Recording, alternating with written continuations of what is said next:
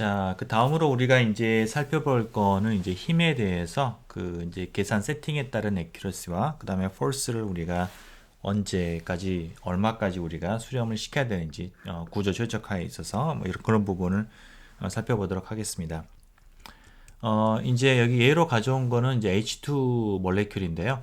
그러니까 이제 수소 원자 두 개가 이렇게 이제 붙어 있겠고 그 사이 간격이 이제 D라고 했을 때 그거에 따라서 이제 에너지를 계산하고요. 그 검은색 점들이 이제 계산한 그 에너지 값이 되겠고 그걸 이제 우리가 어떤 아날리틱한 형태로 우리가 피팅을 합니다. 이렇게 여기 썼던 거는 우리가 이제 벌치 모나간 이퀘이션이라고 뒤쪽에서 결정 얘기를 할 때 이제 나올 텐데요. 그 이퀘이션에 우리가 피팅을 하거나 원래는 이제 이게 크리스탈의 이퀘이션 오브 스테이트를 피팅할 때 쓰는 그런 함수인데 거기에서 볼륨 대신에 이제 거리 디스턴스 d를 써가지고 피팅한 게 되겠습니다. 뭐 그걸 써도 되고 아니면은 한 3차나 4차 함수 정도를 피팅을 해서 이게 보면은 지금 좌우가 지금 비대칭이기 때문에 그죠? 비대칭이니까 이제 그냥 2차 함수로만 하면 안 되고요. 한 3차 함수나 4차 함수 정도로 해가지고 우리 피팅을 해도 실은 비슷한 결과를 이제 얻겠습니다. 자, 그래서 요거를 이제 우리 피팅을 해서 이렇게 한 다음에 그걸 갖다가 우리가 이제 그러면은 이제 각각의 우리가 그 이제 디스턴스에서 이제 힘을 갖다가 살펴보는 겁니다. 이게 자, 그러면 이제 파란색 선을 우리가 이제 연속 아날리틱하게 얻은 이 곡선. 그러니까 우리가 비록 점을 지금 유한하게 계산을 했지만은 우리가 굉장히 덴스하게 계산한다라고 하면은 아마도 이제 파란색 선을 따라갈 거라는 거죠. 자, 이거를 우리가 파란색 선을 그냥 아날리틱하게 디스턴스에 대해서 미분한 거가 아래 나와 있는 그 force가 되겠습니다. 이게 파란색 선 force가 되겠고요. 각각의 그 거리에서 실제로 계산한 헬만 파이만 force가 여기 있는 점들이 되겠어요. 자, 그 두 개를 비교해 보면 두 개가 아주 잘 일치하고 있죠. 이제 그렇다는 얘기는 무슨 얘기냐면은 우리가 이제 각각의 어떤 위치에서 어떤 점에서 우리가 토탈 에너지를 계산을 하고 그 다음에 그 점에서 헬만 파이만 포스를 계산을 하면은 그게 실질적으로 그 점에서의 그 에너지 데리버티브에 정확한 값을 주고 있다라는 겁니다. 그럼 이 에너지 데리버티브에 따라서 내가 이제 거리를 갖다가 이제 늘릴지 줄일지 그런 것들을 잘 판단할 수가 있겠고요. 그 미니멈 위치. 여기에서 우리 미니멈이 되는 위치에서 보면은 정확하게 힘이 이제 거의 제로가 되는 걸 알 수가 있죠. 그러니까 force를 제로로 하는 거랑 이제 에너지 미니멈을 찾는 거가 같게 되겠고요. 그런 부분들이 이제 우리가 앞에서 여러 가지 그 그레디언트 베이스의 지오메트리 옵티마이제이션을 할 때 중요한 어떤 그런 조건이었습니다. 이제 그런 것들이 만족이 되고 있다라는 걸 알 수가 있죠. 자, 반면에 한번 이제 그 테스트 삼아서 그 컷오프 에너지가 디폴트 250 일렉트론 볼트에서 현격히 낮춰서 굉장히 부정확한 계산을 일부러 한번 해봤어요. 150 일렉트론 볼트. 자, 그렇게 했을 때 이제 이제 계산된 에너지들을 보면 이렇게 나오고요. 이제 아까는 이퀄리브리엄 디스턴스가 이퀄리브리엄 반드 랭스가 0.75 옹스트롱 정도였었는데 그게 0.7776 정도까지 0.01 옹스트롱 상당히 이제 의미 있는 숫자가 되겠습니다. 밖으로 밀려났다는 걸 알 수가 있죠. 그죠? 계산이 약간 부정확한 거가 되겠습니다. 자, 그런 상태에서 우리가 이제 똑같이 에너지를 계산해서 피팅을 하고요. 그럼 다른 이제 이퀘이션으로 이제 피팅이 되겠죠? 이게. 그럼 그걸 갖다가 이제 우리가 이제 미분을 합니다. 미분을 해서 또 파란색 구하고 그냥 각각의 점에서의 얻어진 그 헬만 파이만 폴스를 보면은 그러면은 여기에서 이제 보면은 두 개가 어때요? 여전히 잘 일치하고 있다는 걸 압니다. 자, 무슨 얘기가 아니 내가 컷오프 에너지를 줄이게 되면은 이제 에너지 값이 분명히 약간 틀려지는데 이게 잘못되는데 여전히 데리버티브는 헬만 파이만 폴스는 여전히 그 잘못된 에너지 커브를 잘 따라가기 때문에 내가 이제 이게 그 잘못 약간 부정확한 에너지 여기에서의 미니멈 포인트를 찾는 데는 내가 유용하다라는 거죠. 그러니까 여전히 스틸 유용하다라는 겁니다. 내가 그러니까 그거는 이제 에너지가 컷업이 줄어들어서 이게 부정확한 것 때문에 이제 하는 거긴 한데 지오메트리 옵티마이즈 하는 그거에서는 그 관점에서는 내가 여기 헬만 파이먼 포스를 쓰는 거가 문제가 없다라는 거예요. 실은 이제 이 테스트를 해봤던 거가 원래 이제 그 우리가 잘 알려져 있던 사항인데요. 뭐냐면은 앞쪽으로 좀 한번 가보면은 한 15페이지였던가 조금 더 앞쪽으로 헬만 파이먼 포스를 유도했을 때 그 포뮬라를 한번 봐보면은요. 요 과정인데 여기 이제 어떤 게 들어가냐면은 그 파동 함수가 해밀토니안의 아이겐 스테이트다라는 조건이 들어가요. 이제 그 조건을 이용을 해서 우리가 여기에서 이제 그 파동함수의 미분, 우리 계산하기 까다로운 그 파동함수의 미분항을 우리가 없앨 수가 있었죠. 그죠? 남는 거는 이제 해밀토니안을 미분하는 것만 남아 있었어요. 자, 근데 이게 되려고 하면은 해밀토니안이 파동함수 해밀토니안의 아이겐스테이트여야 되는데 지금 우리가 계산하는 건 파동함수를 후리에 전개를 지금 하고 있고요. 후리에 전개에서 우리가 컷업 에너지만큼의 우리가 어떤 근사를 쓰고 있는 거죠. 컷업 에너지가 이제 작게 되면은 이제 파동함수가 정확한 파동함수는 아니고요. 다시 말하면은 이제 이 에너지 정확한 에너지 아이겐스테이트는 아니라는 얘기가 되겠어요. 그래서 이제 컷업을 떨어뜨리게 되면은 그러면 파동함수가 정확하지 않고 그것 때문에 생기는 에러가 헬머파인먼 포스에 들어가는 그 에러가 우리가 통상 어떻게 알려져 있냐면은 그 파동함수의 에러에 비례하는 걸로 이렇게 알려져 있고요. 우리가 앞에서 한번 얘기했지만은 에너지 같으면은 그 파동함수 에러의 제곱에 이제 비례해서 에너지가 이제 에러가 생기는데 힘이나 포스나 혹은 우리의 스트레스 텐서 같으면은 파동함수에 비례하기 때문에 파동함수 에러가 상당히 크게 포스에 영향을 미친다라고 볼 수가 있는데 막상 우리가 이제 컷업을 떨어뜨리고 봤을 때 물론 그게 이제 우리가 정확한 그러니까 왼쪽을 레퍼런스로 했을 때 그거랑 같지는 않지만은 그러나 여전히 우리가 컷업이 낮은 상태에서의 에너지 커브의 데리버티브는 잘 주고 있는 것으로 되어 있어요. 이게 그래서 우리가 이제 옛날 저희가 이제 지금 봤음 나오기 전에 다른 코드들은 이 부분에서 실은 이게 잘 맞지가 않아요. 그러니까 컷업이 높으면은 이 관계가 잘 만족이 되는데 컷업이 낮으면은 그 에너지 미니멈과 그 다음에 이제 포스 데리버티브가 약간 어긋나 가지고 이게 이제 그런 부분들이 있었는데 그런 것들을 아마 이 코드 내에서 잘 이렇게 좀 테이크케어를 한 것 같아요. 그래서 비록 이제 컷업 에너지가 작아졌으나 포스는 여전히 요요하다. 그러니까 우리가 그 낮은 컷업 상에서의 에너지 미니멈을 찾고 있다. 그러니까 우리가 이제 지오메트리 옵티마이즈 하는 데는 문제가 없다라는 거. 이제 그런 것들을 우리가 여기서 알 수가 있겠습니다. 여기서 우리가 한 가지 이제 살펴볼 수 있는 거는 이제 그 이펙티브 스프링 컨스탄트인데요.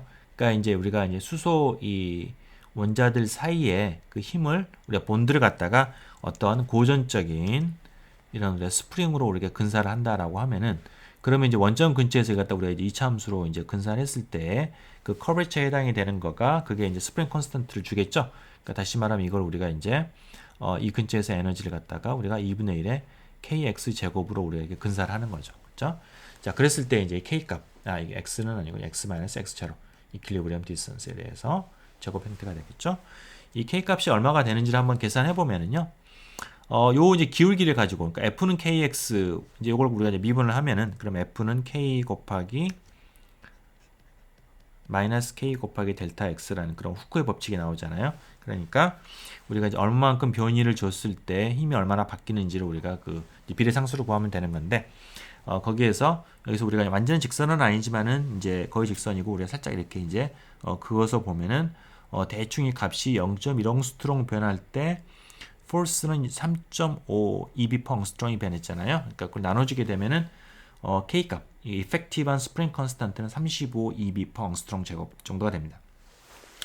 이거는 이제 그 물질 내에서 우리가 이제 화학적 결합이나 그런 것들을 우리가 이제 스프링 컨스탄트로 비교를 했을 때 상당히 이제 큰 하드 모드에 해당이 되는 이제 그런 값이 되겠고요.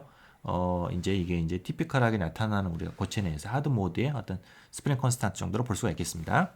자, 일단 뒤쪽에서 우리가 요 숫자 다시 한번 이제 얘기를 할 거예요. 자, 두 번째 이그젬플은 이제 우리가 이제 K 포인트에 따라서 얼마만큼 결과가 이제 컴프로마이즈가 되는지를 좀 보려고 이제 카파를 가져와 봤는데요. 그러니까 카파의 그 이제 컨벤셔널 셀을 갖다가 각 방향으로 2x2x2로 늘리고요. 그럼 이제 32개 애톰이 들어가 있는 슈퍼셀이 나오는데 큐빅 슈퍼셀이 나오는데 이제 베이컨 셀을 하나 만들고요. 베이컨 셀을 만들면은 그 주변에 이제 12개의 원자들이 있겠죠. 12개의 원자들이 이제 어떤 힘을 이제 받을 텐데, 뭐, 그 외에도 받겠지만은, 가장 가까이 있는 가장 큰 힘을 받을 텐데, 그 가까이 있는 12개의 원자들을 똑같이 그 카파 베이컨스 방향에 대해서 레이디얼하게 그 방향으로 가까이 가거나 멀어지거나 이런 식으로 우리가 한번 변이를 줘본 겁니다. 그러니까 원래 이제 제로라고 하면은 이게 크리스탈 포지션, 그러니까 크리스탈 정확하게 FCC에 있을 때 그때 이 네이버 원자의 위치가 되겠고요. 그거를 내가 이 플러스 방향 그러면은 베이컨스에서 멀어졌을 때 이제 그 방향이 되겠고 그쪽 아웃워드 방향이 되겠고, 이제 마이너스가 말하는 거는 이제 베이컨 쪽으로 이제 끌려가는 겁니다. 자, 그렇게 이제 그걸 가면 에너지를 갖다 그래서 쭉 12개를 동시에 내가 이제 왔다 갔다 하면서 이제 땡기거나 밀거나 하면서 에너지를 계산해 본 거예요. 자, 우선은 이제 우리가 충분한 K 포인트 4x4x4 몽컬 스펙 그리드를 써가지고 계산해 보면은 이와 같은 이제 우리가 에너지가 나오고요. 이게 그러니까 약간 이제 살짝 안쪽으로 한 0.0 2엉스트롱, 0.03엉스트롱 이 정도, 0.25인가 이 정도를 갖다가 이제 안쪽으로 약간 더 가까이 베이컨수로 조금 더 가까이 가게 된다라는 걸 알 수가 있습니다. 거기서 이제 에너지 미니멈이 있는 거죠, 지금. 자, 그랬을 때 요거에 대해서 우리가 이제 마찬가지로 여기 있는 커브를 이 경우에 한 뭐 3차 함수나 이렇게 우리가 이제 피팅을 하고요. 그걸 데리버티브를 취하는 겁니다. 취하고서 그 다음에 각각의 포인트에서 여기 있는 원자가 받는 힘의 그 크기, 이제 방향은 이제 여기 안쪽 방향, 그러니까 여기에서 이제 이 기울기, 이 곡선의 기울기의 실은 이제 마이너스 값이 되겠죠. 폴스가 되는 거니까 그 마이너스 값이 이제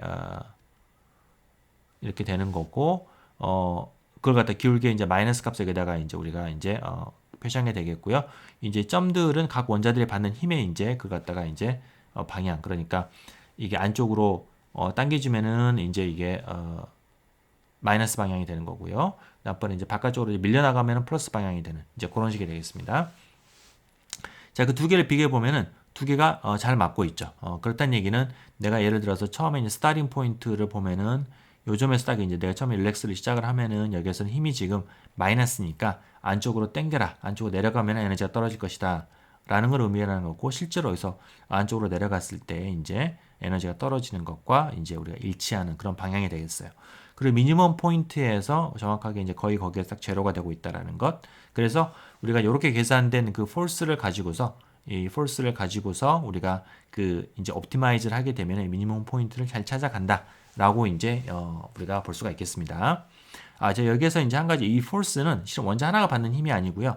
12배를 한 겁니다. 그러니까 각 그 원자들 받는 힘을 갖다가 우리가 이제 그 방향을 주고 크기를 계산해서 각 모든 힘을 다 이제 더한 거가 그래야지 이거랑 이제 데리버티브랑 일치하는 거니까. 지금 12개 원자를 동시에 움직이는 거니까 12배를 한 거예요. 그래서 힘이 좀 큰 겁니다.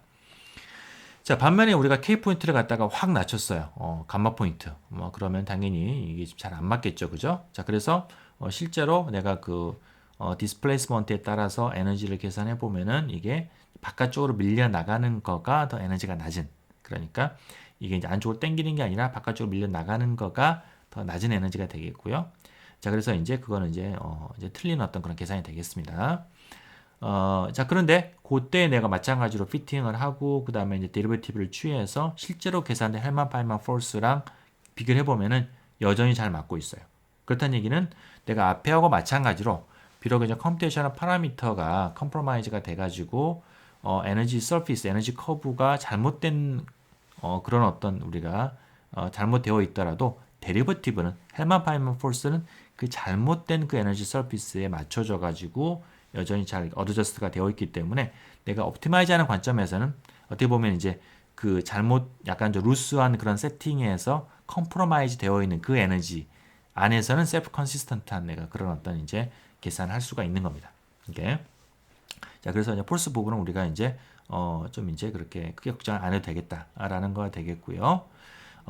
여기에서 우리가 이제 이펙티브 스프링 컨스탄트를 또 마찬가지 앞에하고 똑같이 계산해 보면은 이 경우에는 이 기울기를 이제 이 포스를 갖다 12로 나눠 가지고 쭉 기울기를 계산해 보면은 대략 한 7 EB per 엉스트롱 제곱이 나와요. 그러니까 앞에 있는 그 하이드로젠 본드보다는 한 5분의 1 정도가 되겠고요. 이건 당연히 이제 카파의 메탈이니까 좀 더 소프트한 어떤 그런 이제 본드다라는 우리가 어떤 기본적인 그런 팩트하고 이제 일치하는 거가 되겠습니다.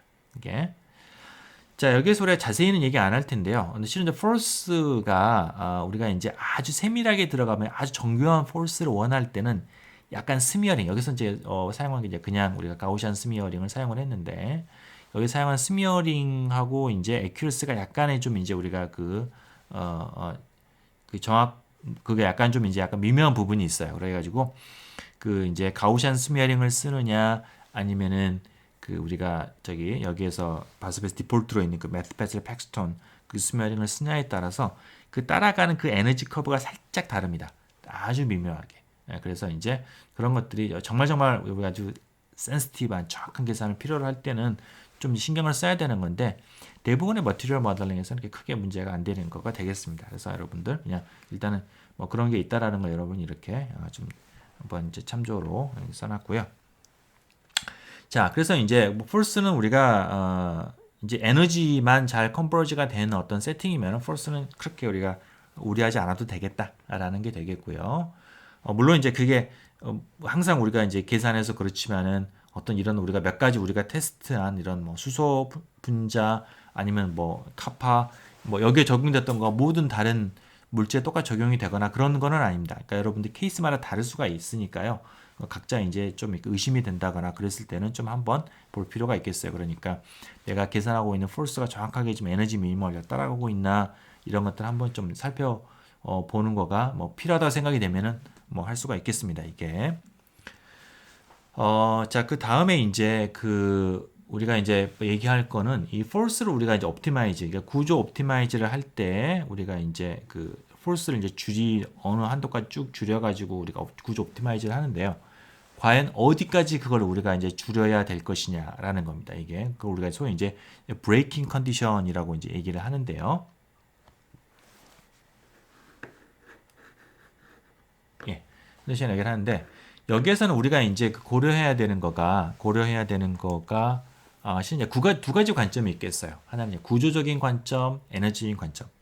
그러니까 구조적인 관점에서는 내가 얼마만큼 정확한 구조를 현재 지금 내가 원하고 있느냐라는 거. 에너지적 관점에서 내가 지금 현재 지금 얼마만큼 정확한 에너지 값을 원하고 있느냐라는 거. 그 두 가지가 이제 완전 인디펜던트한 건 아니지만은 그거에 따라서 우리가 조금 이제 관점이 달라집니다.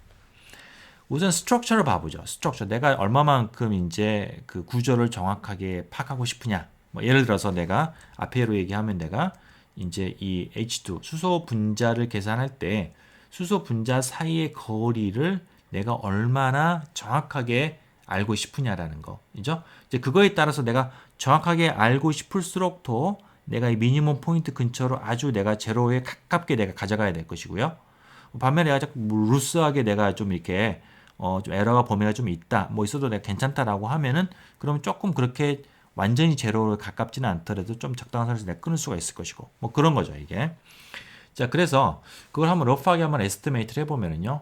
예를 들어서 우리가 이제 이퀄리브리엄 근처로 우리가 뭐 델타 x만큼의 에큐러시를 필요로 하다라고 하면은 포스는 한 k 곱하기 델타 x 정도. k가 우리가 이펙티브한 스프링 컨스탄트 그 정도로 힘을 줄여야 되는 건데 앞에서 우리 두 가지에서 본 것처럼 우리가 하드 모드라고 말하는 거는 그러니까 카파도 이것도 실은 하드 모드에 해당이 되는 겁니다. 좀 약간 작은 값이긴 하지만은 대략 한 10 EV per angstrom 정도 이 정도의 우리 스케일이 된다라는 거. 이게 티피컬하게 그러면은 내가 0.01 옹스트롱을 내가 원한다. 그러니까 내가 반들 랭스를 해서 0.75인지 0.76인지 이건 내가 판가름 내겠다라고 하면은 그러면 force criteria는 대략 한 그거보다 이제 한 10배가 커지니까 0.1 EV per angstrom까지만 내가 수렴을 시켜도 그 정도는 나와준다라는 겁니다. 이게 그렇죠? 자, 그래서 뭐 비교적 좀 큰 숫자, 이 force 이 정도까지만 돼도 이제 뭐 더 이상 릴렉스 해봐야 이거 이하로 값이 변하는 거니까 내가 뭐 충분하다라고 이제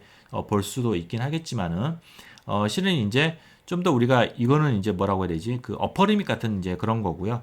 우리가 이제 에큐러스가 0.01이 필요하다라고 하면은 실은 이제 조금 더 작은 숫자까지 0.005 정도까지는 내가 뭔가 좀 수렴을 시켜놔야지 그 어떤 에러의 범위랄지 이런 것들을 내가 봤을 때 괜찮은 거죠. 그죠? 이제 그런 관점에서는 0.1보다는 뭐 0.05 EV per angstrom 뭐 그 정도를 우리가 좀 더 안전한 그런 선택, 구조적 관점에서 이제 그렇게 내가 이제 얘기를 할 수도 뭐 있겠어요. 그렇게. 그렇습니다. 자, 그래서 그렇고요. 그런데 이제 물론 우리가 이제 그 결합 길이를 과연 0.01 정도면 되는 것이냐 라는 이제 그건데 0.01 정도면 실은 대부분의 우리가 어떤 얘기하고자 하는 바에는 뭐 웬만하면은 뭐 괜찮은데요. 단지 실험 데이터는 크리스탈을 할 때도 이제 얘기를 하겠지만은 한 1000분의 1 엉스트롬까지는 측정이 돼요. 그리고요. 반들 랭스 여러분들 어떤 그 핸드북 같은 걸 찾아보면은요.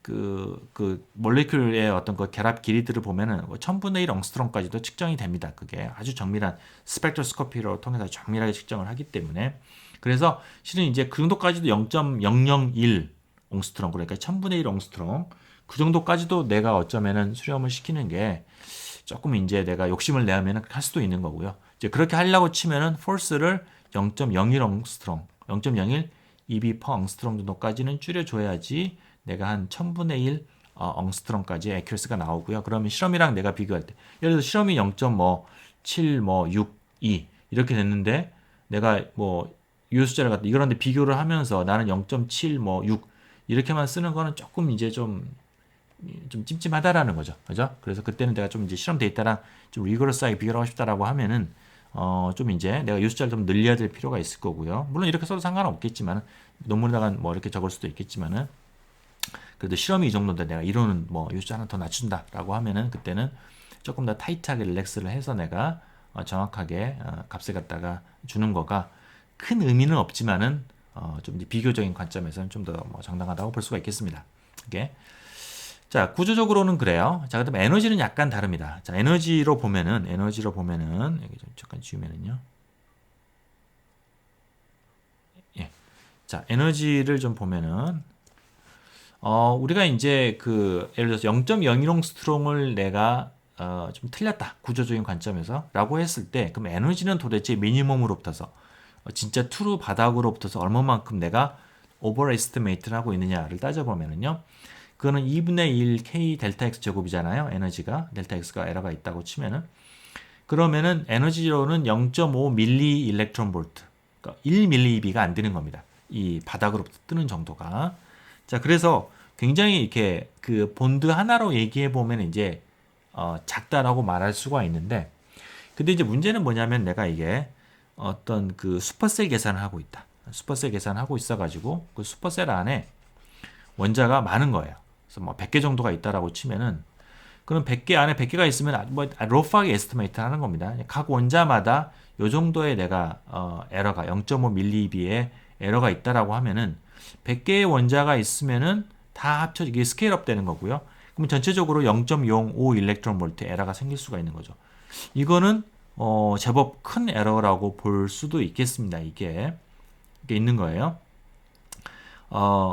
자, 그래서 이게 지금 슈퍼셀 같은 경우에는 우리가 좀 기준이 약간 달라질 수 있어야 되는데 슈퍼셀 계산 이건 그냥 슈퍼셀 계산이기 때문에라기보다도 계산 타입에 따라 조금 이제 우리가 그거는 좀 살펴봐야 되는 거예요. 자, 무슨 얘기냐면은 예를 들어서 내가 만약에 그냥 뭐 예를 들어서 내가 어떤 두 개인데 100개인데 뭐 이런 걸 해서 하나는 내가 이제 두 개가 이제 100개인데 내가 하나는 내가 베이컨스가 있어가지고 99개 베이컨스를 만들었고요.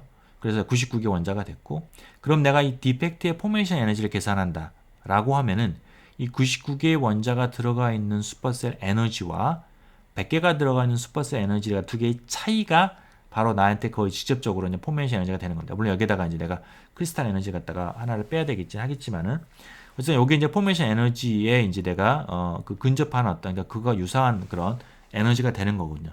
자, 이때는 내가 큰 그 차이, 그 둘 사이 에너지 차이가 내가 절대적으로 중요하기 때문에 예를 들어서 내가 지금 여기서 내가 99개 원자가 있으면은 내가 릴렉스를 갖다가 조금 이제 루스하게 하면은 예를 들어서 뭐 0.1 EB per 옹스트롱을 했다 라고 하면은 그러면은 구조적으로는 비슷할지 모르지만은 이런 것들이 아주 최악의 상황에는 애드업 돼가지고 이 정도의 에러까지 줄 수가 있다라는 거, 그죠? 뭐 아주 큰 건 아니지만은 그래서 그런 상황에서는 내가 이제 더 타이트하게 이게 스케일업 돼가지고 내가 더 타이트하게 좀 수렴을 시켜야 되는 이제 그런 상황이 되는 거예요. 그러니까 내가 어떤 슈퍼셀 계산이지만 어떤 내 디퍼런스 그 슈퍼셀 간의 디퍼런스가 나한테 진짜 그 자체가 유효하다.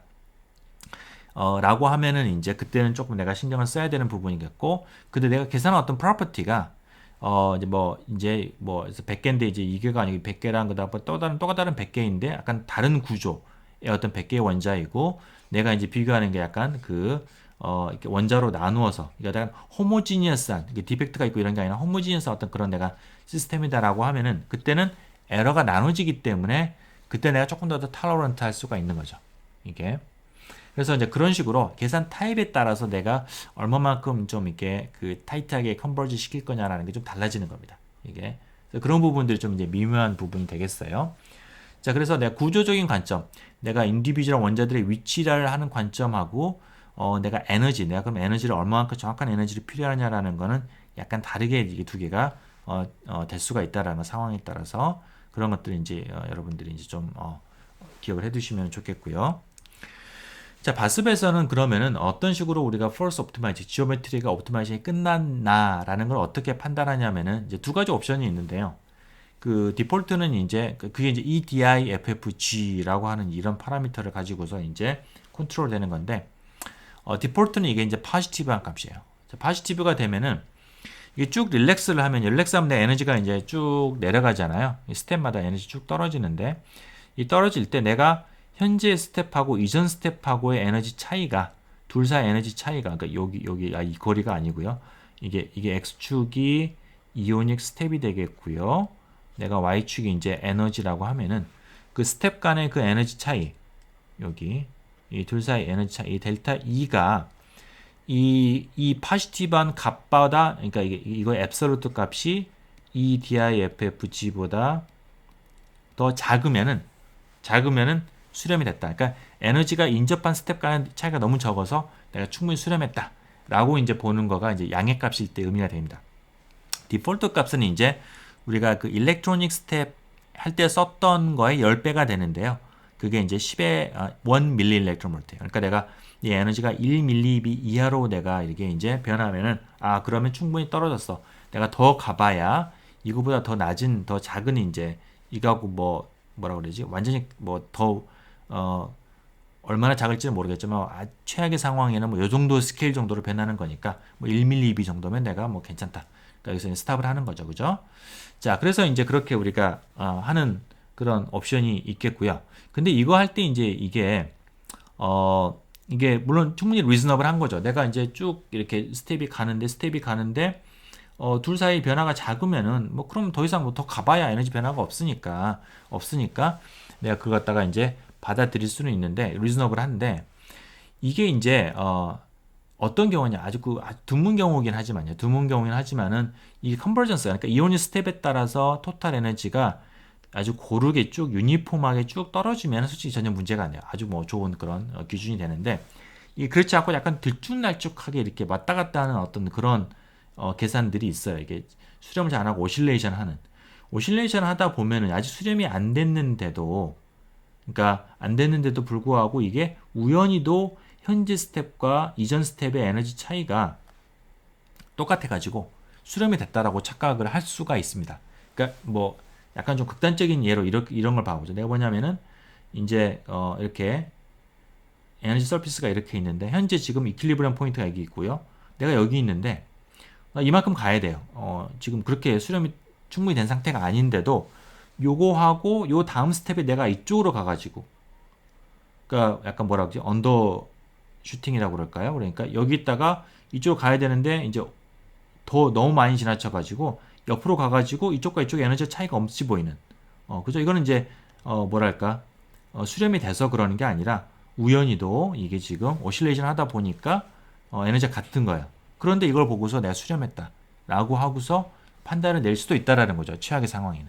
그죠? 자, 그래서 유니폼하게 떨어지지 않는 경우에는 약간의 이건 위험성이 있습니다. 이게 유연성이 있고요. 실은 이제 이게 보면은 요게 에너지 차이로 하는 거가 원래 우리가 수렴했다라고 하는 거 에너지가 충분히 옵티마이즈 되어 있다라는 거하고 직접적인 그 효과는 아니에요. 이게 무슨 얘기냐면은 내가 이제 옵티마이즈 됐다라고 하는 거의 정의는 뭐냐면은 정의는 에너지가 미니멈 포인트에 있는 거고요. 그때에는 포스가 0이 돼야 돼요. 그 포스가 제로인 포인트가 우리가 의미하는 그 로컬 미니멈이긴 하지만은 지오메트리가 옵티마이즈가 된 부분이 되는 거거든요. 그러니까 에너지 차이가 이전 스텝과 지금 스텝 에너지 차이가 아니라 실은 각각의 원자들이 받는 힘이 얼마만큼 제로에 가깝냐. 그게 우리가 생각하는 제대로 된 어떤 그런 지오메트리 옵티마이제이션의 정의라는 거죠. 자, 그 옵션을 줄 수가 있어요. 그 옵션 주려고 하면 근데 그 디폴트는 그게 아니고 그걸 주려고 하면은 그 EDIFFG라는 값을 내가 네거티브 값으로 줘야 돼요. 네거티브 값으로 주면은 그러면 네거티브가 네거티브가 아니라 모든 원자들의 힘의 크기가 이거의 그 네거티브니까 절대값의 크기보다도 더 작아질 때까지 쭉 내가 감소시키는 겁니다. 그래서 내가 그냥 스레시홀드 값에 갖다가 0.1 EV per 앙스트롱이다 라고 줬으면은 그러면은 요 정도 모든 원자들이 받는 힘이 이 값 이하가 될 때까지 내가 줄여주는 거예요. 이게 생각해보면 우리가 가장 뭐랄까 그 제대로 된 의미에서도 지오메트리 옵티마이제이션을 갖다가 우리가 주고 있는 거가 되고요. 그래서 이게 분명히 아까 같은 이런 상황에서는 여전히 포스가 부호가 반대지만은 크기가 남아있기 때문에 이런 오판을 하진 않는다라는 거죠. 이걸 하면은. 그래서 이게 좀 안전한 선택이다라고 우리가 좀 제대로 된 원래 그 원정의에 가까운 그런 우리가 기준이다라고 볼 수도 있겠는데 단지 이렇게 했을 때 이거는 내가 이제 이오닉 스텝을 갖다가 좀 더 여러분 써보시면 경험적으로 위에 것보다는 더 이제 많이 가는 편이에요. 많이 가는 편이고 그게 많이 가는 게 에너지를 갖다가 뭐 제대로 잡아서가 아니라 그냥 별로 필요치가 않는데 불필요하게 조금 더 많이 가는 특히 이제 릴렉세이션 끝날 무렵에 이제 그런 것들이 왕왕 보입니다. 이제 그런 것들이 이제 이유가 뭐냐면은 이제 아까 그거랑 연관이 되는 건데요. 내가 예를 들어서 기준을 갖다가 내가 기준을 스레시홀드 값을 0.05 뭐 EB per 앙스트롱 줬다고 했죠. 근데 보통은 0.02나 0.3 정도를 우리가 조금 이제 안전하게 좀 이 정도를 주는데 0.0이나 0.3을 줬어요. 자, 그러면은 우리가 그 셀 안에 있는 모든 원자가 받는 힘이 요렇게 내가 쭉 처음엔 다 큰 값이었는데 이게 쭉 고르게 딱 이렇게 요 값보다 작아지면 좋겠는데 보통 그렇게 되지 않고 어떤 원자는 이미 처음 몇 번 스텝 만에 거의 다 이제 여기 몇 번 스텝 만에 이제 0.03 이하로 들어왔어요. 들어왔는데 꼭 보면은 한두 개 원자 정도가 계속해서 여기에서 좀 잘 안 떨어지고 왔다 갔다 하면서 이제 지글지글 하면서 요 기준을 못 맞추는 거예요. 자, 그러면 근데 지금 다른 것들은 대부분 다 맞춰져 있기 때문에 아까 말한 이런 우려는 없는 거거든요. 스케일링의 우려는 없는 거고 진짜 이 끝에서 정신을 못 차리고 있는 그 몇 개의 원자들. 근데 걔네들은 그 원자들은 내가 에너지는 뭐 몇 개 안 되기 때문에 실은 다 애드업 해봐야 수 밀리 EB가 되는 거고 그러면 원래는 요 위쪽 기준으로는 그냥 끝났어야 되는 건데 그 몇 개의 원자들 수렴 안 되는 것 때문에 계속 계산이 막 10번, 20번 더 가는 이런 상황도 생깁니다. 그래서 그게 이제 우리가 이오닉 스텝을 갖다가 unnecessarily 여러 번 간다 라는 것도 이제 분명한 사실이고요. 자, 그래서 이 두 가지가 있으니까 선택은 여러분들이 이제 보고 사는데 이게 좀 수렴 잘 되고 좀 이런다라고 하면은 그러면은 이렇게 깔끔하게 하는데 이 첫 번째 그걸 갖다가 우리가 수렴을 만약에 기준으로 쓴다라고 하면은 끝난 다음에 원자들의 힘을 한번 쭉 볼 필요가 있어요. 봐가지고 여전히 좀 큰 것들이 남아 있을 수가 있거든요. 뭐 0. 예를 들어서 1 EB per 앙스트롬 이런 거 정도 이렇게 무시할 만하지는 않지만 이런 것들이 정도 0.2, 0.3 이렇게 남아 있을 수도 있어요. 있는데 그것들이 이제 개수가 작으면은 큰 문제가 없는데 개수가 제법 많이 남아 있는데도 에너지가 이렇게 수렴됐다고 나오네라고 하는 거는 조금 여러분들이 한번 주의해서 볼 필요가 있다라는 거. 자, 이제 그런 거가 되는 거예요. 이렇게. 자, 그렇습니다. 자, 그런데 자, 마지막 여기 이제 어떤 아닌데 모든 경우에 있어서요. 이게 하드 모드면은 내가 그 안에 내가 그 시스템 안에 들어가 있는 원자들 간의 결합이 하드 모드 위주로 되어 있다. 다 하드 모드이다라고 하면은 솔직히 뭘 써도 그렇게 큰 문제는 없고요. 이제 다 그냥 다 좋은 해피엔딩이 됩니다. 그런데 이제 문제가 되는 거는 소프트 모드가 있는 경우에는 예를 들어 서피스 내가 표면이어가지고 표면에서 내가 이제 어떤 뭐 흡착이 되어 있다라고 하면 애들이 뭐 좌우로 왔다 갔다 하는 거는 굉장히 소프트 모드잖아요. 이게 왜냐하면 이제 백큐엄지 결합이 끊어진 부분이 많으니까 이제 분자들 여러분 뭐 벤젠골에서 두 개 서로 이제 뭐 벤젠골이 두 개 붙어 있는 거에서 두 개 서로 뒤틀리는 거랄지 그렇죠? 우리 앞에서 본 것처럼 혹은 이제 크리스탈인데 크리스탈에서 폴리헤드론 어떤 폴리헤드론이 로테이션 하는 거 이런 것들은 소프트 모드예요. 그러니까 이런 것들은 스프링 컨스탄트로 얘기를 하면은 이제 우리 하드 모드가 아까 말한 요 일렉트론 볼트 퍼 앙스트롬은 한 10 이 정도 했었잖아요. 이런 것들은 뭐 1, 0.1, 0.01 막 팍팍 떨어집니다. 이게 굉장히 그 스프링 컨스탄트 스케일링 값이 다양해요. 그래서 뭐 0.01 K 값이 한 1000분의 1까지도 뭐 그 이하도 얼마든지 가능합니다. 소프트 모드는.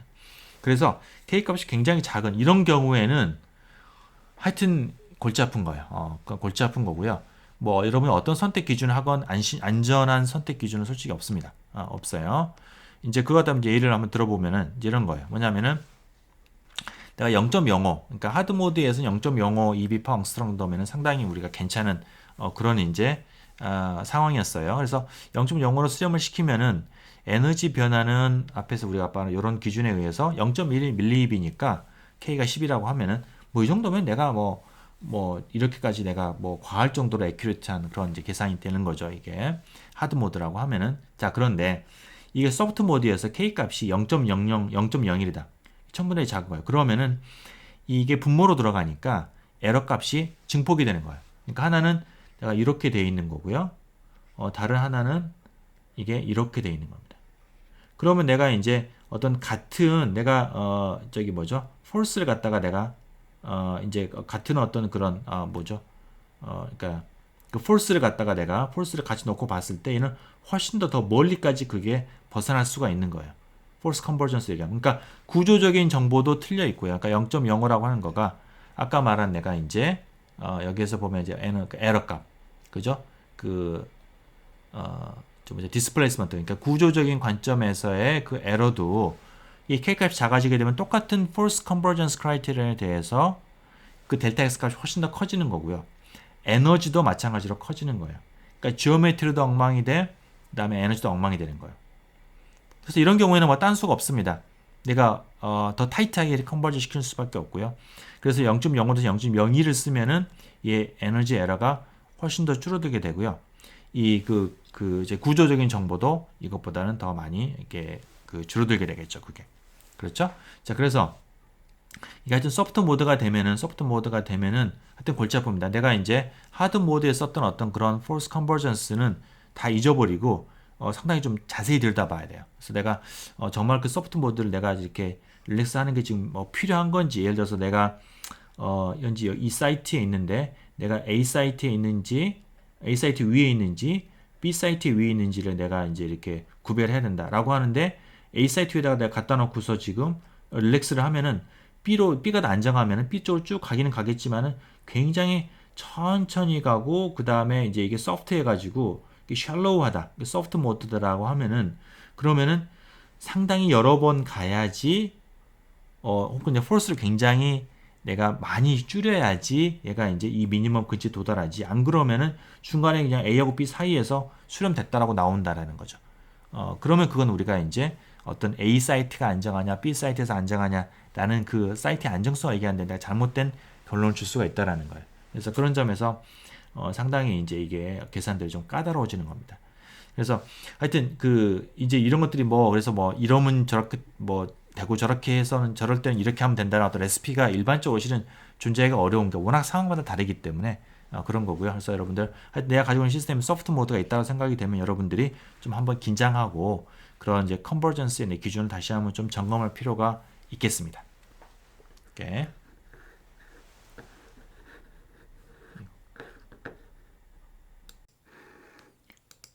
자, 다음으로 이제 우리가 크리스탈의 이제 이퀄리브리엄 스트럭처에 대해서 얘기를 하겠습니다.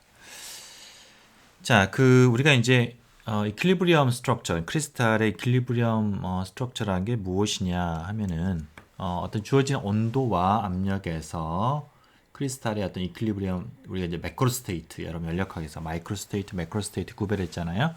그래서 매크로 스테이트에 해당이 되는 거죠. 그 매크로 스테이트는 이제 우리가 깁스 프리 에너지를 미니마이즈 하는 이제 그런 상태가 되겠죠. 그래서 깁스 프리 에너지는 정의가 U-TS 플러스 PV. 그러니까 U라는 게 이제 모든 이온이나 일렉트론의 운동 에너지와 포텐셜 에너지를 합친 그런 역학적 에너지가 되겠고요. 그거는 이제 우리가 계산한 토탈 에너지에다가 이온의 운동 에너지만 더하면 그게 이제 여기서 말하는 토탈 에너지가 되는 겁니다. 그러니까 인터널 에너지가 되는 겁니다. 마이너스 TS 플러스 PV가 되겠고요. 우리가 이제 제로 켈빈, 덴시티 펑셔널 시어리는 기본적으로 제로 켈빈, 그라운드 스테이트 시어리니까 제로 켈빈의 경우에는 이제 엔트로피 텀이 자연스럽게 이제 무시가 되고요. U 플러스 PV가 되고 이온의 운동 에너지가 없으니까 이제 토탈 에너지, 포텐셜 에너지만 남고 그게 바로 이제 토탈 에너지가 되는 거죠. 우리가 DFT 계산에서 나온 토탈 에너지가 되겠습니다. 그래서 이제 제로 켈빈에서 이퀄리브리엄 스트럭처라고 하는 거는 바로 이제 요것만 우리가 이제 미니멈을 하면 되는 거예요. 그러니까 토탈 에너지에다가 플러스 PV 그거가 최소가 되는 우리가 그런 상태를 이제 우리 구하면 되는 겁니다. 앞에서 우리가 그 뭐 예를 들어서 뭐 하이드로젠 뭐 솔리드이긴 아니지는 하지만은 뭐 그 수소에 우리가 결합 이퀄리브리엄 반드 랭스를 할 때 이제 미니멈 에너지를 찾았었고요. 혹은 이제 우리가 카파 베이컨스가 있을 때 주변에서 무엇이 이제 가장 안정한 상태냐, 이퀄리브리엄 상태냐라는 거 했을 때 우리가 이제 그 이제 폴스를 계산해서 이제 에너지를 옵티마이즈 하는 이제 그런 게 다 이제 여기 해당이 되는 게 되겠습니다. 이게 자, 근데 여기서 이제 크리스탈의 경우에 우리 이제 PV가 들어오게 되는데, 이제 PV 텀은, 이제 기본적으로 이제 어떤 바깥의 외부 압력이 가해지게 되면은 물질에 우리가 이제 그 압력을 이제 행사하게 되겠고요. 압력을 행사해서 그게 이제 물질이 이제 더 압축이 되는 거죠. 그러니까 이제 PV를 줄이려고 하면은 P가 있을 때 볼륨을 줄여야 되는 거니까 작은 볼륨으로 가려는 이제 그런 걸 갖다가 드라이빙 포스가 되겠어요. 하지만 이제 문제는 뭐냐면은 문제라기보다도 대부분의 고체들은 이제 벌크 모듈러스가 굉장히 큽니다. 우리 고체의 경우에는. 그래서 보통 10에서 뭐 200, 10에서 100기가 파스칼 정도가 되겠고요. 그래서 우리가 설령 바깥에서 압력을 뭐 만 기압 이렇게 가하더라도 이게 그 볼륨 변화는 뭐 거의 1% 이하의 그 볼륨 변화만이 되는 거고요. 그래서 이제 거의 PV는 정말 우리가 고압, 뭐 아주 엄청나게 뭐 지구 내부와 같은 고압이 상황이 아니면은 실은 PV는 우리가 그렇게 큰 영향을 끼치지가 않습니다. 이게 워낙 압력, 볼륨 변화가 작기 때문에. 그래서 이거는 우리가 대체적으로 무시를 대부분의 경우 우리가 어떤 노멀한 컨디션에서는 이제 이걸 우리가 무시하게 되겠고요. 고로 우리가 제로 켈빈에서 그 다음번에 압력이 이제 무시할 만 했을 때 그럴 때는 바로 이제 깁스 프리 에너지가 바로 우리가 콘샴 에너지 그러니까 토탈 에너지 그냥 토탈 에너지가 되겠습니다.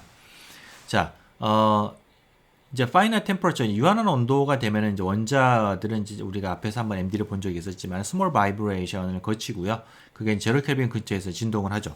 그래서 우리가 이제 수소 분자였다라고 하면은 수소 분자가 이제 제로 켈빈에서는 여기 근처에서 이제 딱 여기 머물겠지만 물론 이제 우리가 퀀텀 메케니카는 제로 포인트 에너지는 있겠지만은 이제 평균적으로 이제 우리가 중앙에 있다고 볼 수가 있겠고요. 평균적이 아니라 거의 중앙에 있다고 볼 수가 있겠고 여기에서 우리가 이제 그 온도가 가해지게 되면 여기서 왔다 갔다 그 평균 위치를 중심으로 해서 이제 진동을 하게 되죠. 그렇죠? 마찬가지로 솔리드의 경우에도 우리가 이렇게 솔리드의 경우에도 우리가 이제 실리콘 카바이드 600켈빈 MD를 보여주고 있는 건데요. 그냥 원래 그 평균 위치에서 지글지글 하고 있는 겁니다.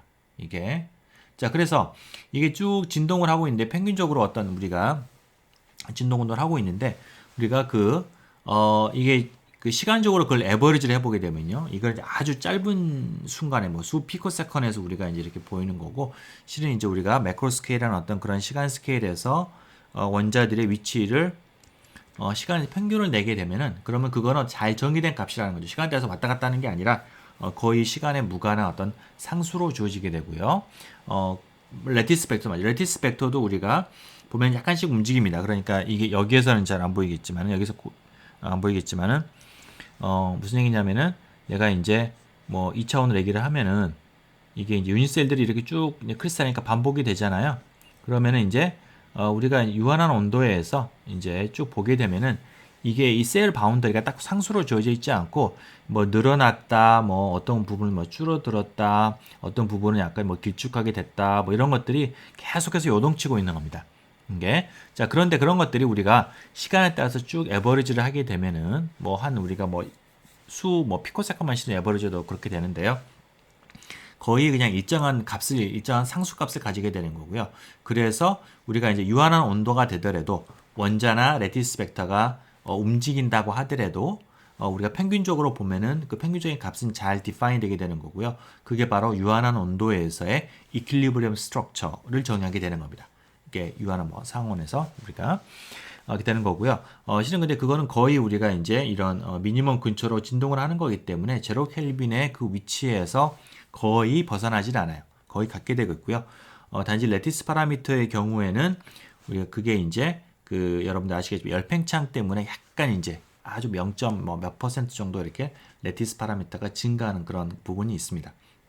예, 그래서 이제 그런 걸 우리가 무시한다라고 하면은 실은 제로 켈빈 스트럭처나 뭐 유한한 온도에서의 그 이퀄리브리엄 스트럭처나 같다라는 거죠. 그래서 우리가 비록 제로 켈빈을 계산하지만은 그거는 우리가 어떤 상온의 조건, 웬만한 우리 온도 조건에서는 실 멜팅 포인트에서 좀 떨어져 있으면 웬만하면 다 그게 적용이 될 수 있는 그런 구조가 되겠습니다.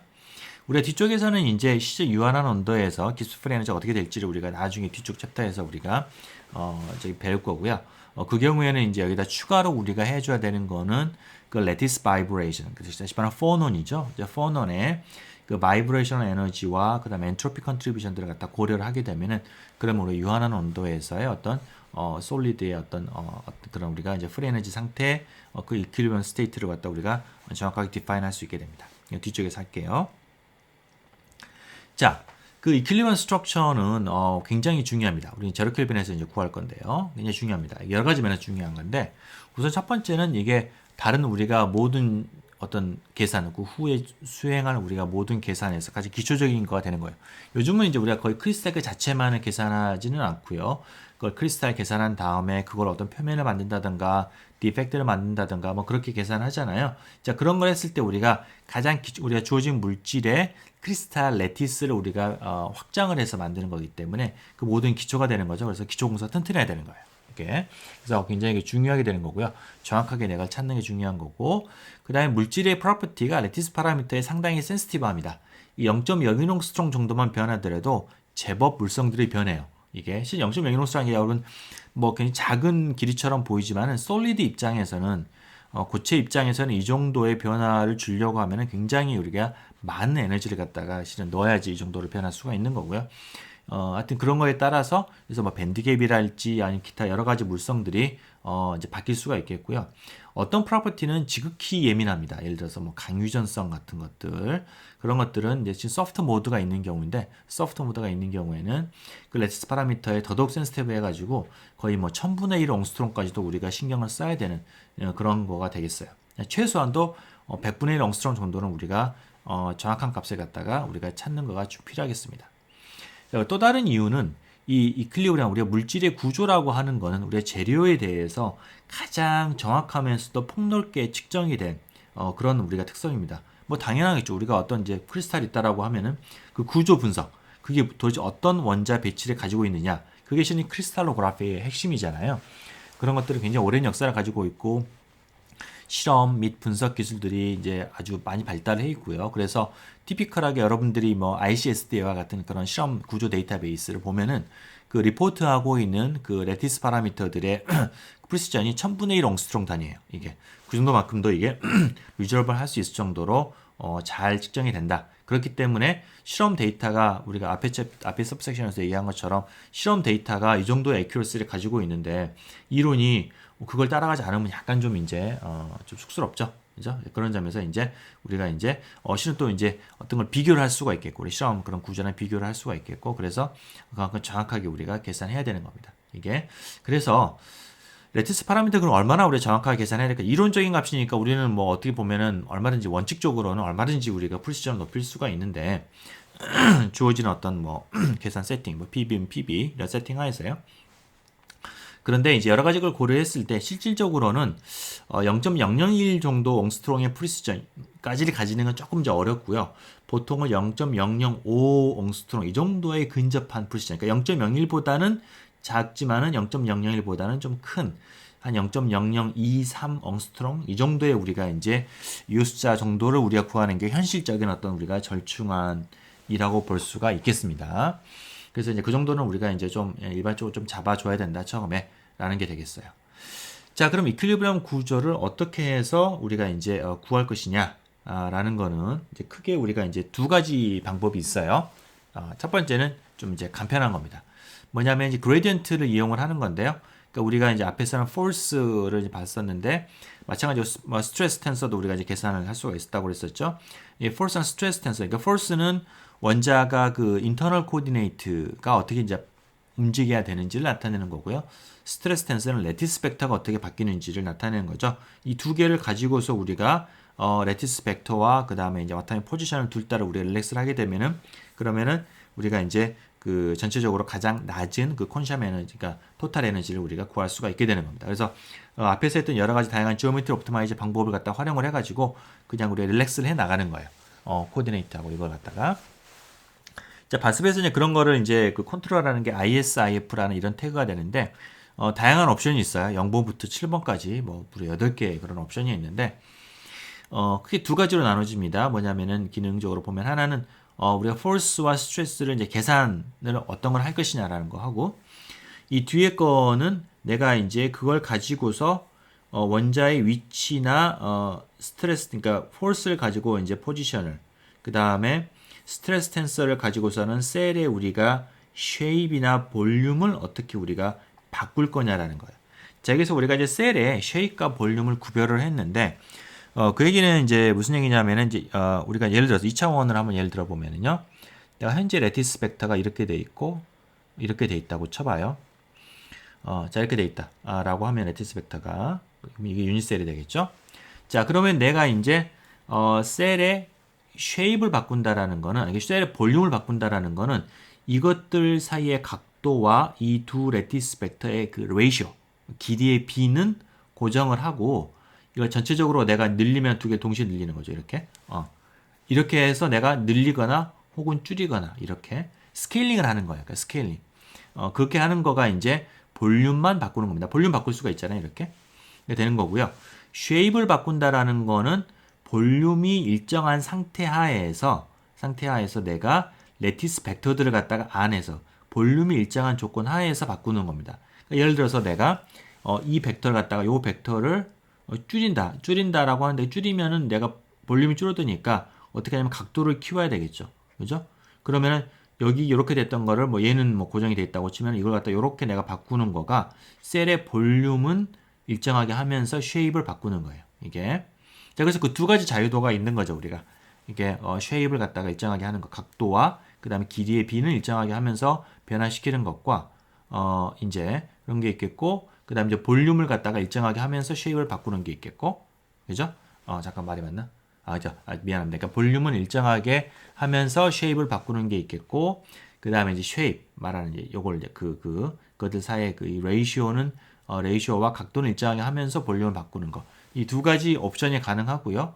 우리가 전체를 완전히 그냥 다 풀고서 모든 걸 다 변화시킨다라고 하면 이 두 가지를 우리가 합쳐서 변화시키는 거가 되겠습니다. 이거 두 개를 이제 따로 변화시킬 수 있는 옵션을 그렇게 이제 준 거예요. 이게. 자, 그 이유는 이제 뒤쪽에서 우리가 조금 더 얘기를 할 거고요. 자, 그래서 각각 옵션마다 이제 내가 force를 이제 계산을 하고 스트레스 계산할 거냐면, 스트레스 계산하는 거 자체가 이제 계산 노드가 좀 들어가기 때문에 뭐 내가 좀 빨리 계산할 수 있다라고 하면 이걸 이제 굳이 계산을 전혀 안 쓴다라고 하면 그냥 계산 안 하는 게 조금이라도 빨리 끝날 수 있을 거고요. 혹은 텐서를 다 구하지 않고 트레이스, 그러니까 내가 이 다이아고널 컴포넌트의 3분의 1 에버리지 한 거, 그죠? 시그마 내가 이 1, 1, 시그마 2, 2, 시그마 3, 3 이 세 개를 이 트레이스에다가 3분의 1 한 거, 그것만 계산. 이걸 조금 더 전체 텐스를 전체를 계산하는 것보다 조금 더 이게 더 값이 저렴해 가지고 요것만 계산할 수도 있겠고요. 이건 주로 내가 이제 압력 같은 거, 이게 지금 외부 익스터널 압력하고 같은 거니까 그것만 좀 모니터링을 하겠다라고 하면은 뭐 요 옵션을 쓸 수도 있겠고요. 나머지는 둘 다 계산하는 게 되겠고, 그 다음에 이제 디그리 오브 프리덤은 요 앞에 이제 4번까지는 내부에 있는 원자들의 위치까지 이제 이걸 다 이제 바꿔주는 거고, 여기 밑에 있는 5, 6, 7번 같으면은 이 원자의 그 내부 이 좌표, 그러니까 내부 좌표라는 게 이걸 갖다가 우리가 R 벡터를 이 레티스 벡터로 이제 표현을 한 거죠. A1 벡터, A2 벡터, A3 벡터, 레티스 벡터면은 그것들에 대해서 내가 이제 어떤 코디네이트를 가지느냐, F1, F2, F3, 이 이제 우리가 상대적인 좌표 있잖아요. F1, F2, F3. 요거는 고정을 하고서 계산하는 거가 이제 요 밑에 있는 요 옵션이 되겠고요. 그 다음에 내가 이제 셀의 쉐입과 볼륨 중에서 뭐 둘 다 이건 세 개는 요거는 이제 전혀 레티스 벡터는 안 건드리는 거가 되겠고요. 그러니까 셀은 갖다가 그대로 레티스 벡터는 그대로 고정하고 계산하는 거가 되겠고요. 그다음 요거는 완전히 두 개 다 풀고 계산하는 거가 되겠고, 여기 두 개는 이제 그 볼륨은 변화시키지 않으면서 쉐입만 바꾸는 거가 되겠고, 뭐 이거는 이제 뭐 예를 들어서 레티스 안에 내부 이제 원자의 좌표는 내 그대로 스케일된 값을 가지고 있는데 완전히 셀만 이렇게 내가 바꾸는 거. 그 다음에 요거는 이제 뭐 이 볼륨만 바꾸는 거 뭐 하여튼 다양한 옵션들이 있어요. 그거는 이제 뭐 이 필요한 상황들이 이제 이렇게 따로따로 또 있습니다. 그래서 여러분들 우리가 선택을 해서 이제 하면은 되겠어요. 그래서 하여튼 내가 모든 걸 다 풀고서 이제 완전히 다 릴렉스를 하겠다라고 하면은 요 옵션을 갖다가 쓰면은 그러면 이제 그게 되는 거가 되겠습니다. 자, 그게 이제 첫 번째 우리가 그 이퀄리브리엄 스트럭처를 계산하는 방법이 되겠고요. 두 번째 방법은 이제 소위 이제 우리가 equation of state로 이제 피팅을 하는 거가 되겠는데, 자, 우리가 equation of state, 그러니까 상태 방정식이라고 하는 거는, 그래서 우리가 여러분들이 아마 익숙한 거는 이제 아이디얼 가스, 이상기체 상태 방정식 이란 거 있잖아요. 그럼 PV는 nRT 이런 거가 있잖아요. 이게 보여주는 게 뭐냐면은 그러니까 압력과 볼륨이 어떤 관계에 있냐라는 거예요. 혹은 이제 내가 어떤 주어진 볼륨에서 압력은 어떻게 주어지느냐 하면은 그거는 뭐 이렇게 주어진다. 혹은 이제 내가 V에 내가 이제 역수에 비례한다라는 거. 그리고 온도에 따라서 또 비례한다. 뭐 이런 것들.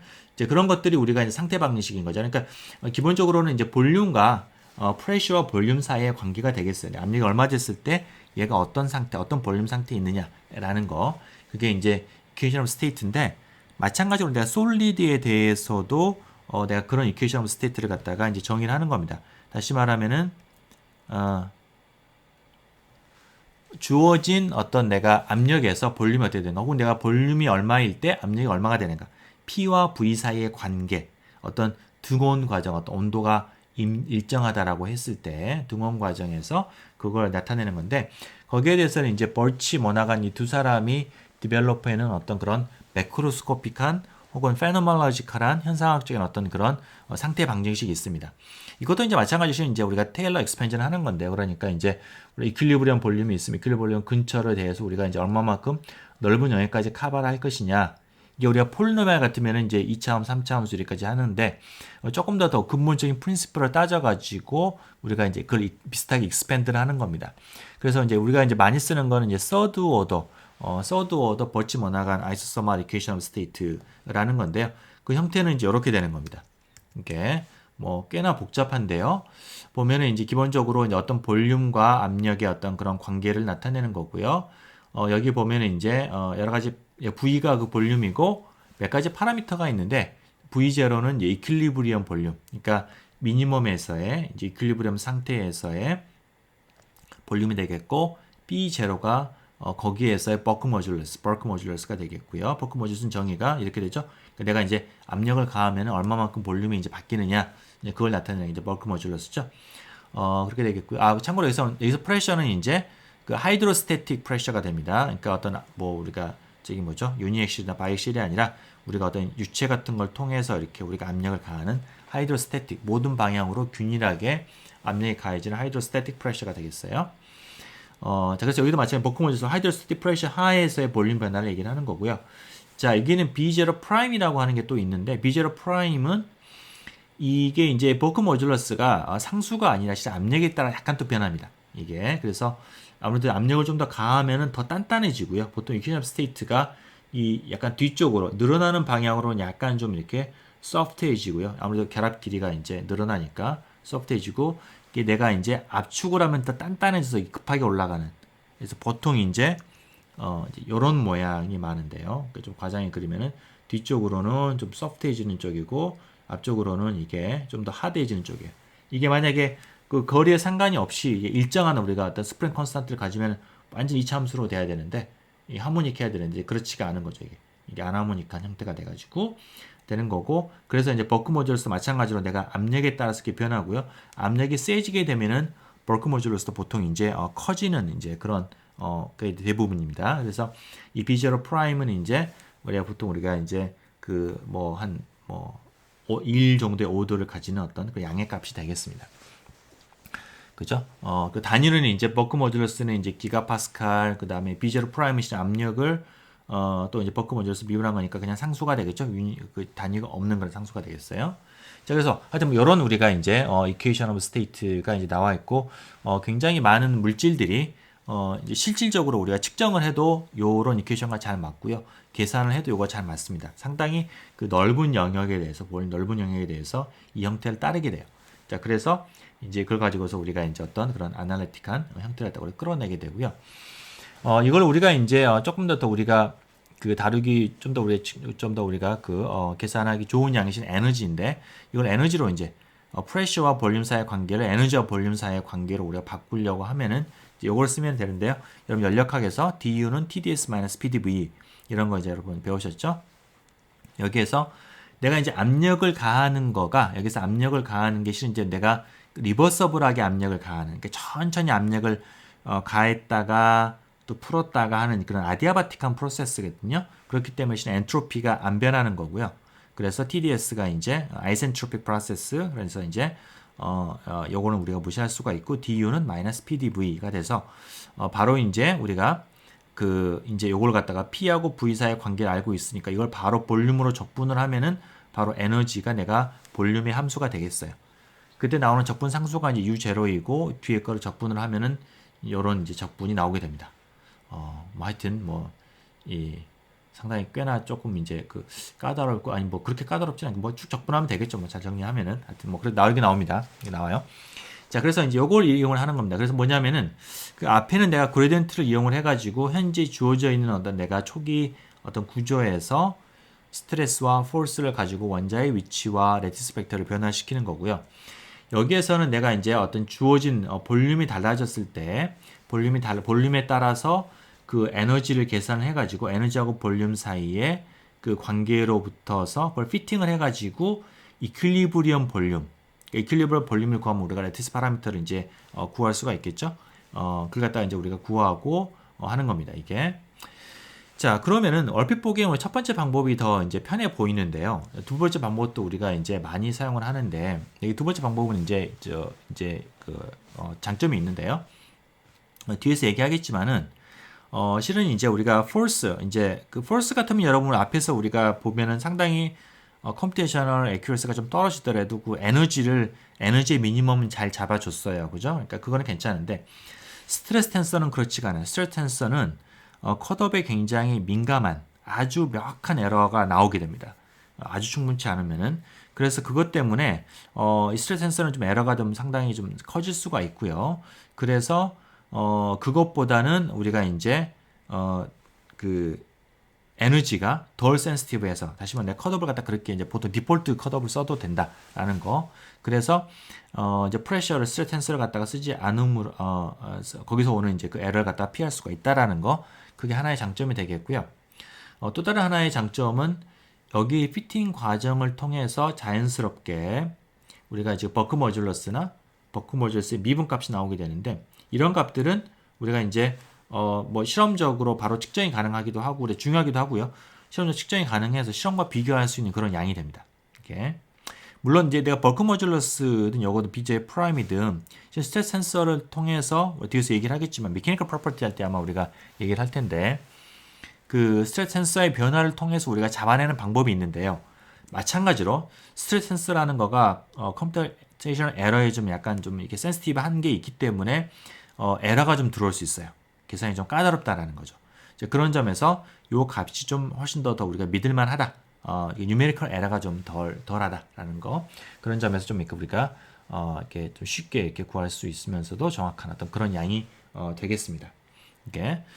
자, 그래요. 자, 그래서 이제 요거 두 번째 방법도 이제 장점이 있고, 그래서 뭐 두 방법 다 이렇게 우리가 널리 이제 쓰인다고 볼 수가 있는데, 이 두 번째 방법의 경우에 이게 조금 한 가지 까다로운 게 뭐냐면은, 예를 들어서 내가 만약에 이제 큐빅 크리스탈이다라고 하면은요, 그러니까 뭐 카파 FCC 같으면은 그러면은 그러니까 우리가 이제 앞에 버시모나간 이퀘이션을 피팅하려고 하면 우리가 이제 필요한 게 뭐냐면은 이제 볼륨하고 에너지 사이의 관계인데 중요한 게 이 볼륨이 단순히 그냥 볼륨 변하는 게 아니라 얘는 어떤 특정한 하이드로스태틱 프레셔가 가해졌을 때 그때 볼륨이 되는 거예요. 이게 무슨 얘기냐면 내가 예를 들어가지고 FCC 카파다라고 하면은 FCC 카파가 내가 이제 볼륨이 변하는데 이거를 내가 아이소트로픽하게 모든 방향으로 균일하게 레티스를 갖다가 늘려서 볼륨을 키울 수도 있겠지만은 그냥 Z축으로만 늘려가지고도 내가 동일한 볼륨을 이제 내가 동일한 만큼 내가 볼륨을 키울 수가 있잖아요. 그죠? 자, 그런데 그거는 그럼 둘 다 가능한 거냐? 그렇지가 않다는 거죠.